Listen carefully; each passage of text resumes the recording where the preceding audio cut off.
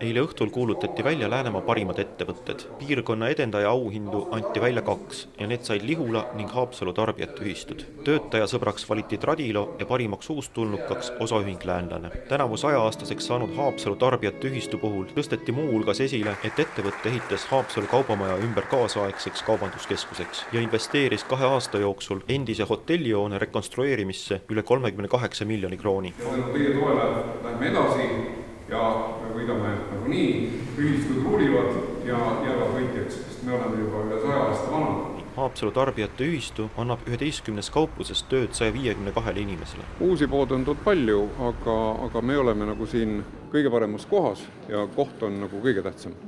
Ja kui sa oled heas kohas, siis sul lähebki hästi ja teistmoodi ei saagi olla. Ja samas muidugi on meil väga suur püsiklientuur ja muidugi meie eesmärk on pakkuda tõesti oma tarbijatele kõige paremat, kõige soodsamat ja kõige kindlamat teenust. Ja mis on kindlasti veel meie üks suur pluss, et me oleme eestimaine ja püüame seda ka oma kaupluses näidata, rõhutada ja toetada igatepidi Eesti tootjaid ja müüa neid tooteid. Ja viimasel ajal muidugi nagu õnneks on eestlased ka selle ära jaganud ja tõesti nad nagu tahavadki osta just neid tooteid, mis on kasvatatud ja toodetud Eestis. Et me oleme siin samas lähedal, mitte nii, et tõesti need kaupluse sortimendid ja muud asjad tehakse võib-olla kuskil Euroopas või kus iganes Rootsis. Et meil on siin samas koha peal ja nagu suund on just Eesti inimesele.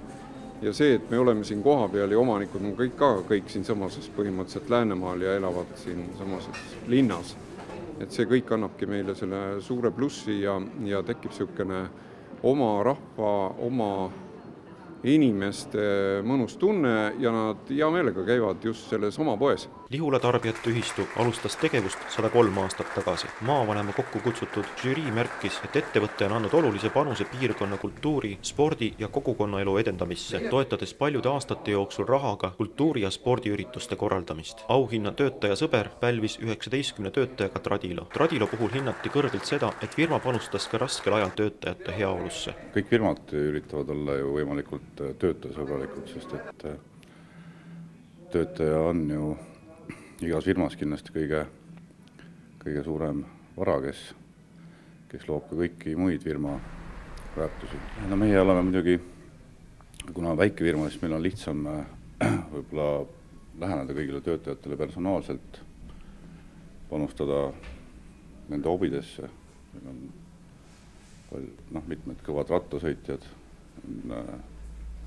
krossimehi, hardiga tegelevad inimesed.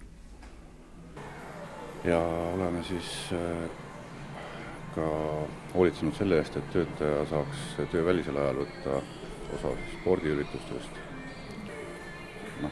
tegeleda omale meeldiva spordialaga ja osaleda ka ühiskondlikus elus aktiivselt. Kas see nüüd tunnustamist vajab, on ise asi, et see on ju tegelikult iga ettevõtte igapäevane töö, mis on vajalik selleks, et firma toimiks ühtse meeskonnana. On see kulukas ka ettevõttele? Selles suhtes, et töötajad väärivad, ma arvan, seda kulu, et Tänavuseks Läänemaa parimaks uustulnukaks valiti osaühing Läänlane, mille asutatud uudisteportaal on žürii hinnangul värskendanud Läänemaa meediamaastikku ja sundinud ka konkurenti Lääne Elu veebilehte arendama. Me valisime ja tunnustasime Läänemaal tegutsevad ettevõtjaid. Üks printsiip on kindlasti see, et need ettevõtjad tegutsevad laiemalt, kui nende ettevõte ise on. Nad tunnetavad seda maakondlikku ja kogukondlikku vastutust ja nad toetavad piirkonna tegevusi, nad toetavad külaseltse, inimeste omaalgatuslikke tegevusi, oma valitsusi. Need ettevõtjad annavad Lääne maakonnale lisaväärtust ja nendele omavalitsustele, mille piirides nad toimetavad.